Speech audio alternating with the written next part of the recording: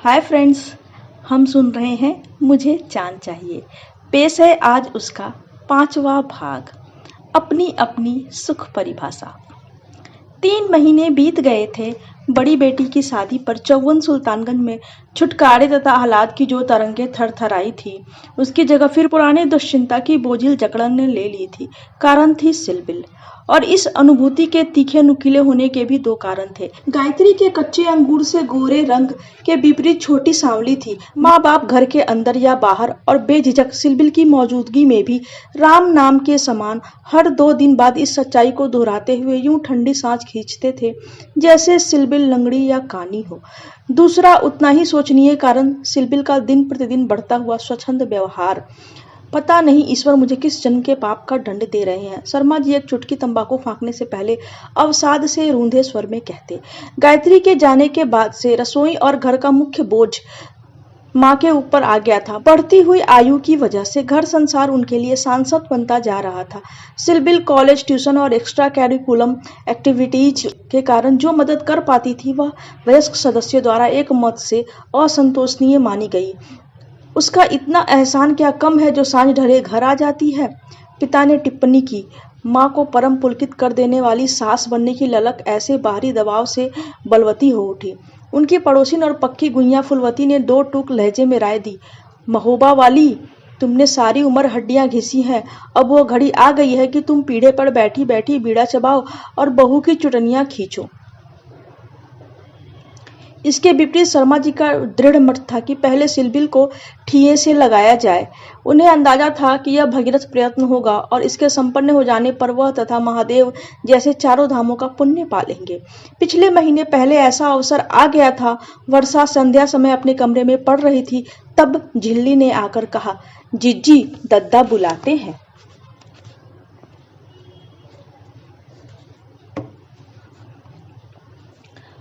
वर्षा चौंकी। यह तो उनका ट्यूशन का समय है।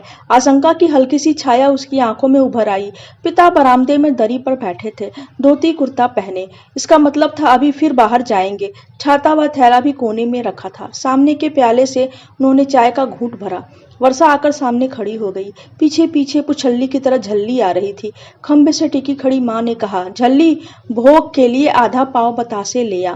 पिता ने सामने के पीढ़े की ओर इशारा किया। वर्षा बैठ गई। शर्मा जी ने चाय का एक घूंट और लिया, फिर वर्षा की तरफ देखा। स्कूल में मिश्रा जी है ना, नागरिक शास्त्र के अध्यापक। उनका मौसेरा भाई है अनमोल भूषण, बिजनौर कचहरी में पेशकार है। गांव में खेती बाड़ी भी है। उम्र होगी यही 32 के आसपास। कनपट्टियों की हल्की गर्माहट के साथ वर्षा ने लक्ष्य किया कि पिता अब फर्श को देख रहे हैं। प्रसव के समय साल भर पहले पहली पत्नी चल बसी थी। एक छोटा बच्चा है, उसके ऊपर 5-1 साल की बेटी है। पल भर ठहरकर पिता ने वर्षा को देखा। 8 साढ़े 8 बजे स्टेशन के वेटिंग रूम में देखना निश्चित हुआ है।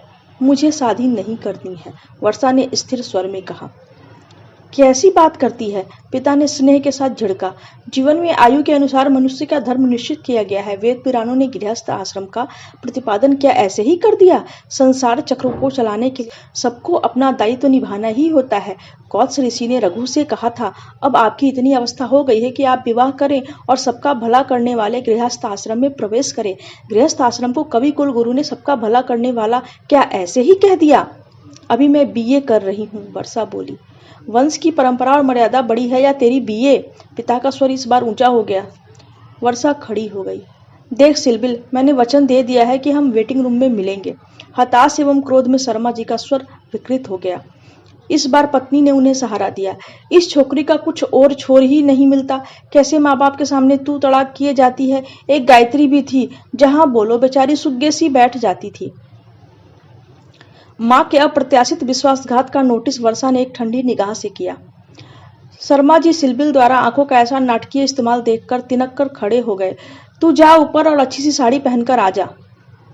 वर्षा ने दांत भींच लिए। अगर तुम लोगों ने जबरदस्ती की तो मैं कुएं में कूद जाऊंगी। उसके चेहरे पर जो आक्रामक तीखापन था, उसके माँ बाप सकपका गए। क्या पाया? शर्मा जी के गले से यही एक शब्द फूट पाया। वर्षा मुड़ी और धम धम करती हुई जीना चढ़ गई।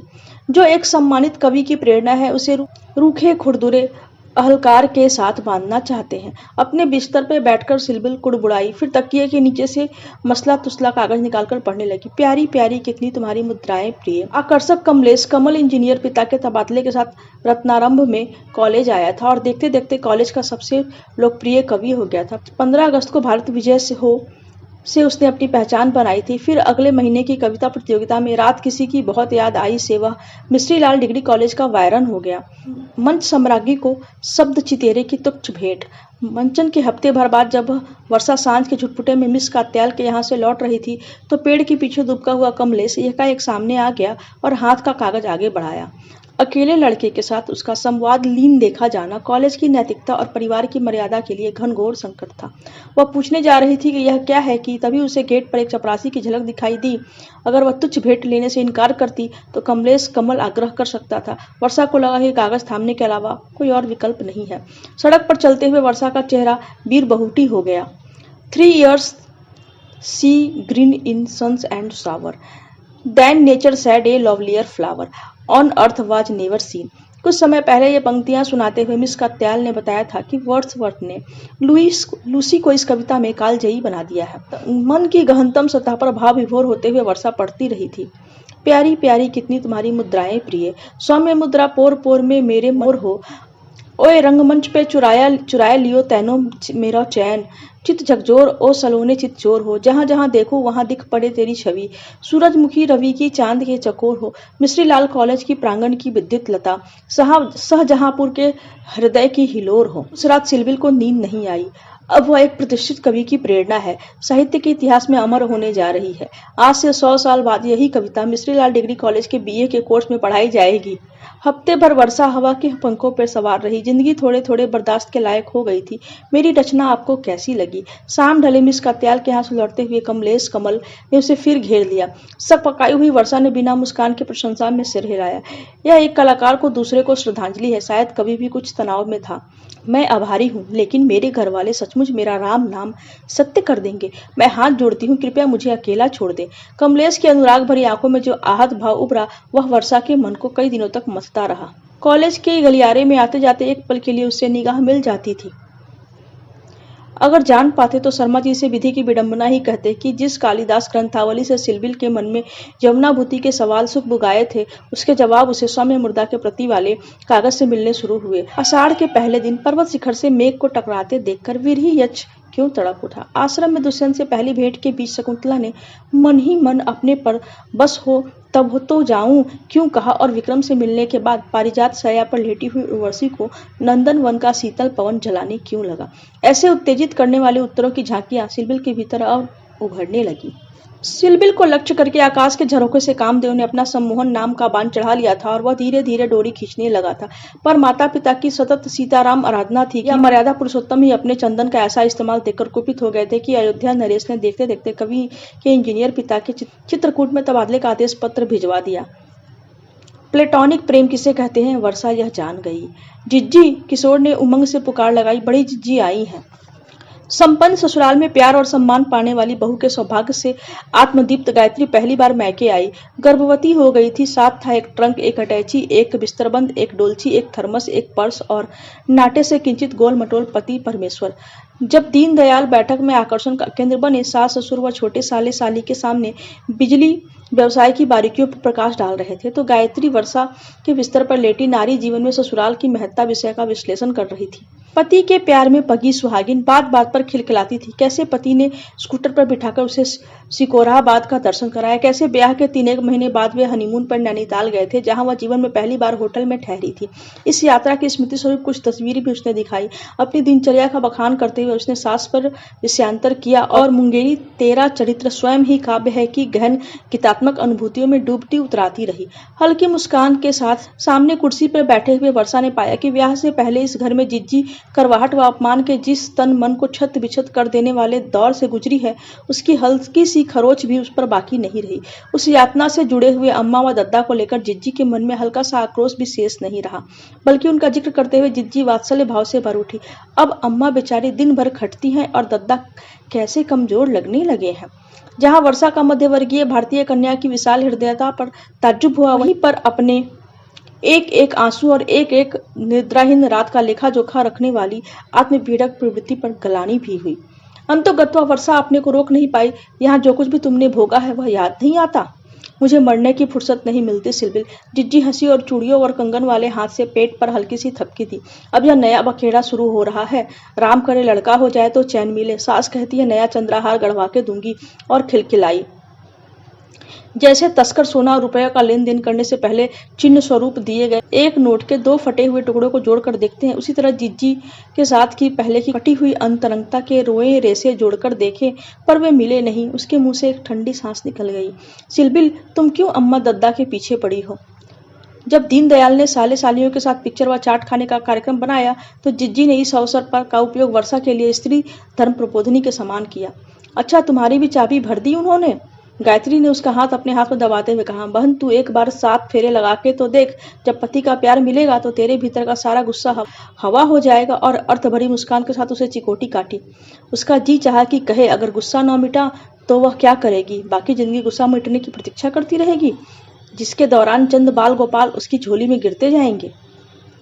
पर बेकार की बहस करने का मन नहीं हुआ। उसने हाथ हल्के से छुड़ाते हुए कहा, मैं सिर्फ मादा नहीं हूँ। गायत्री उसकी ओर चौंक कर देखने लगी, जैसे पहचानने में भूल कर बैठी हो। बहन बहनोई से मिलने महादेव आए। वर्षा की नमस्ते के जवाब में भाई कुछ बुझे बुझे से लगे। चुपचाप सिर पर हाथ रख दिया। सप्ताह भर घर में उत्सव सा रहा। यह समझने में उसे कठिनाई नहीं हुई कि जीजा जी के यहाँ वहाँ होने पर परिवार की चर्चा और चिंता का एकमात्र विषय वही होती थी। उसके एकाएक उनके बीच पहुंच जाने पर चुप्पी छा जाती। घर में अलग थलग तो वह पहले से ही थी, पर ऐसी चिन्हित और रेखांकित पहली बार हुई। ऐसे में चुपचाप अपने कमरे में आ जाती और पढ़ाई की कोशिश करती। कभी थोड़ी देर में जीजा जी भी अपनी कलमकार साली से चुहल करने आ जाते। रस्म के मुताबिक माँ की इच्छा थी कि गायत्री का प्रसव मैके में ही हो। मन ही मन गायत्री उन पर ऐसा बोझ डालना नहीं चाहती थी। शुभ संकेत यह था कि सास तथा पति का भी यही विचार था। पोते की लौ लगाए सास राम जी की गाय को दूध, मक्खन व घी का खूब सेवन करवा रही थी। महादेव के आने पर गायत्री ने उसे अनुरोध किया कि माँ की भावना को ठेस पहुंचाए बिना वह विदाई के लिए उनकी स्वीकृति ले ले। महादेव शालिग्राम के मंदिर में चढ़ौती चढ़ाने के लिए माँ को साथ ले गए थे और उनकी रजामंदी ले आए। पिता ने जो गुट निरपेक्ष होने की मुद्रा अपनाए हुए थे, बेटे की व्यवहार बुद्धि की मन ही मन सराहना की। माँ और गायत्री के क्रंदन के साथ विदाई की रस्म अदा हुई।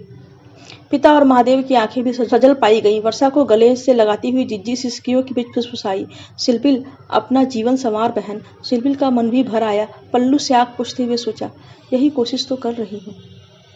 रात हो गई थी। हफ्ते भर की चहल पहल के बाद घर सूना लग रहा था। वर्षा मेज पे बैठी अपनी पढ़ाई में लगी थी। तभी भाई ऊपर आए और सामने बिस्तर पे बैठ गए। कुछ देर चुप्पी रही। यह नाटक का भूत तुम्हारे सिर पर कैसे सवार हो गया? भाई ने सामान्य स्वर में पूछा। ऐ ही, इसमें ऐसा क्या है जो तुम उसे छोड़ नहीं सकती? उसने घूंट सा भरा। जो आग मेरे भीतर धधकती रहती है वह कुछ समय के लिए शांत हो जाती है। भाई ने ऐसा संवाद उसके मुंह से कभी नहीं सुना था, इसलिए गौर से उसकी तरफ देखा। समझा कितना वह नहीं जान सकी, पर शहर में 10 तरह की बातें होती हैं। मैंने ऐसा कुछ नहीं किया जो कोई मेरे ऊपर उंगली उठाए। जिनकी आदत ही गलत है उनके लिए मैं क्या कर सकती हूँ? उसका स्वर दृढ़ था। हमें यहीं रहना है, भाई ने कहा। उसके जबड़े सख्त हुए, पर वह चुप रही। कॉलेज के बाथरूम में तुम्हारे बारे में कुछ लिखा पाया गया था, भाई ने पूछा। उसने सांस छोड़ी। मंजन के 3 दिन बाद की घटना। जब तुम्हारे अधरों पर मेरा नाम आएगा सौम्य मुद्रा, तो मैं समझूंगा कि मेरे तप्त होठों ने तुम्हारे रस भरे अधरों का चुंबन लिया है।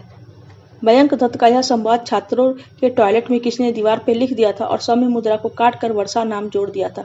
दूसरे दिन बात मिस कात्याल तक पहुंची तो उन्होंने छात्र संघ के सभापति को बुलाकर शिकायत की। इबारत मिटा दी गई। आगे ऐसी घटना नहीं हुई। जो लोग दिल्ली में करते हैं वह तुम शाहजहांपुर में करना चाहती हो, भाई ने मध्यम लानत के स्वर में कहा। वह अपराधी की मुद्रा में नीचे देखती रही। यह बात तो सही थी। और नारी श्रृंगार निकेतन के पोस्टर का क्या बखेड़ा है? इस बार स्वर में झुंझलाहट थी। दूसरी बार फिर वर्षा ने गहरी सांस छेड़ी। इतवार की एक सुबह चपरासी मिस कात्याल का पुर्जा लेकर आया। वह गई तो उन्होंने उसे बहुत नफीस कांजीवरम साड़ी पहनने को दी और अपनी फुलवारी में अलग अलग मुद्राओं में उसकी 5-6 फोटो खींची। शाम को जब वह चलने लगी तो उन्होंने साड़ी का पैकेट उसके हाथ में थमा दिया। मुस्कुराकर बोली, नारी श्रृंगार निकेतन के बजाज जी ने तुम्हारा एक ब्लोअप इस साड़ी के पारिश्रमिक के रूप में चाहा है, जिसे वे दुकान में लगाएंगे। मुझे लगा सौदा बुरा नहीं है। उसका भी विचार ऐसा ही था। चित्त शालीन था। कंधों पर पल्लू के साथ वह हल्की मुस्कान से फूल तोड़ रही थी। पखवाड़े के बाद एक शाम दद्दा के साथ नाटकीय समक्षता संपन्न हुई। उनका आरोप था कि उनके वाहियात पोस्टर की चर्चा पूरे शहर में है। उसने नरमी से कहा कि तपस्वी लक्ष्मी की मूर्ति के बगल में लगी है, ऊपर लिखा है वर्षा वशिष्ठ की असली पसंद, नारी श्रृंगार निकेतन की साड़ी। जब लक्ष्मी की निकटता से भी पिता नहीं पसीजे तो दूसरे दिन उसने श्री दिव्या जी से सहायता की प्रार्थना की। उन्होंने तुरंत बजाज जी के नाम से एक पत्र साड़ी के पैकेट के साथ भेज दिया। चित्र तत्काल हटा दिया गया, पर पैकेट वापस नहीं लिया गया। यह मिस कत्याल कौन है? भाई ने उसकी ओर देखते हुए पूछा। स्वर में कुछ ऐसी अपमानजनक ध्वनि थी कि वह अपने पर नियंत्रण नहीं रख सकी। मेरी टीचर, मेरी सहेली, मेरी सब कुछ। उसने सीधे भाई से निगाह मिलाई। तुम उनके यहाँ बहुत जाती हो, कई बार रात को भी वहाँ रहती भी हो? हाँ, उनका साथ मुझे बहुत अच्छा लगता है। कुछ पलों का मौन रहा, फिर भाई बचाव के ढंग से बोले, मैं जानना चाहता हूँ, यह तुम्हारी मित्रता पर टिप्पणी नहीं है। भाई ने सिगरेट सुलगाई। वर्षा को एहसास हुआ आगे कठिन मुद्दा आ रहा है। उसे अपना गला थोड़ा सूखता हुआ महसूस हुआ। थूक निगलकर उसे तर किया। अनमोल भूषण जी से मिलने मैं बिजनौर गया था जब पिताजी को मेरा पत्र मिला। उसके बाद ही उन्होंने तुमसे बात की थी। मैं मानता हूँ कि अनमोल जी के साथ तुम्हारा संबंध बहुत उपयुक्त नहीं है, लेकिन जिस चीज़ के सहारे हमारे समाज में संबंध तय होते हैं उनकी हमारे घर में बहुत कमी है। मेरा बस चले तो मैं अपनी खाल बेचकर भी तुम्हारे लिए योग्य वर जुटाऊं, पर ऐसा नहीं हो सकता और भाग्य की बात है कि तुम्हारा रूप रंग गायत्री जैसा नहीं है। अब तुम ही बताओ हम क्या करें। भाई ने सीधे सरल ढंग से अपना पक्ष रखा था। उसमें उनकी पीड़ा, स्नेह, विवशता सब थी। न चाहते हुए भी उनका मन तरल हो आया। वह पीलीभीत में किराए के एक बोसीदा कमरे में भाई बहनों के बेहतर भविष्य के लिए पेट काट कर गुजारा कर रहे थे और स्वयं अपने भावी जीवन की रूपरेखा स्थगित करते जाते थे। इससे भी मार्मिक बात यह थी कि उन्होंने भाई बहनों के सामने अपने को शहीद के रूप में प्रतिष्ठित करने की कोशिश नहीं की थी। आयु के जिस मोड़ पर मैं खड़ी हूँ उसमें शादी मुझे उतने महत्व की नहीं लगती जितने अपने पाँव पे खड़ा होना लगता है। यह तुम क्या कह रही हो? वंश की एक परंपरा होती है, उसके खिलाफ आदमी कैसे जा सकता है? अगर चारा न हो तो जाना ही होगा। वर्षा ने उत्तर दिया। यह मैं मानती हूँ कि मेरी वजह से घर को लोगों को बाहर 2-4 बातें सुननी पड़ेगी, लेकिन ऐसा होना मेरी मजबूरी है। भाई सिगरेट की राख झाड़कर कुछ क्षण चुप रहे, फिर बोले, तुम इस तरह ब्याह के विरुद्ध क्यों हो? उस जीवन में मेरे लिए आकर्षण नहीं है। ये तुम कैसी उटपटांग बातें कर रही हो? भाई बौखला गए। वर्षा ने साहस करके स्पष्टीकरण दे दिया। कुपात्र के साथ बंधने से अकेले रहना अच्छा है। इस बार भाई ने पल भर ध्यान से उसे देखा, फिर गहरी सांस ली। सिर्फ बीए की डिग्री के सहारे तुम अपने पाँव पे खड़ी हो जाओगी? इसके बाद तुम्हारी पढ़ाई की जिम्मेदारी निभाना घर के लिए संभव नहीं होगा। वर्षा को तसल्ली हुई कि सच्चाई अपने नग्न रूप में सामने आ गई। वैसे उसने ऐसी कोई उम्मीद भी नहीं लगा रखी थी। कहने के साथ ही भाई के चेहरे पर थोड़ी शर्मिंदगी आ गई। उन्हें इस स्थिति से बचाने के लिए उसने विराम नहीं आने दिया। कोशिश करूंगी। भाई ने सिगरेट बुझा दी और उठ खड़े हुए। कुछ पल उसे देखते रहे, फिर बोले, एक बात कहूं? अगर हमें अच्छा वर मिल गया तो मैं तुम्हारी ये नाटक वाली दलीलें नहीं सुनूंगा। अपने ही स्वर की सख्ती से शायद वह कुछ झेप गए, या सालों पहले की दुलारी गदपति बहन याद आ गई। उसके सिर पे हाथ रखा और बोले तो आवाज रुंधी हुई थी, हम लोग तुम्हारे दुश्मन नहीं हैं। तुम्हें सुखी देखकर हमें सुख मिलेगा। उन्हें जाते हुए देखकर वह यह कहने का साहस नहीं जुटा पाई कि मेरी और आपकी सुख की परिभाषा अलग अलग है। आज की किस्त यहीं तक। कल सुनेंगे हम छठा भाग। बाय।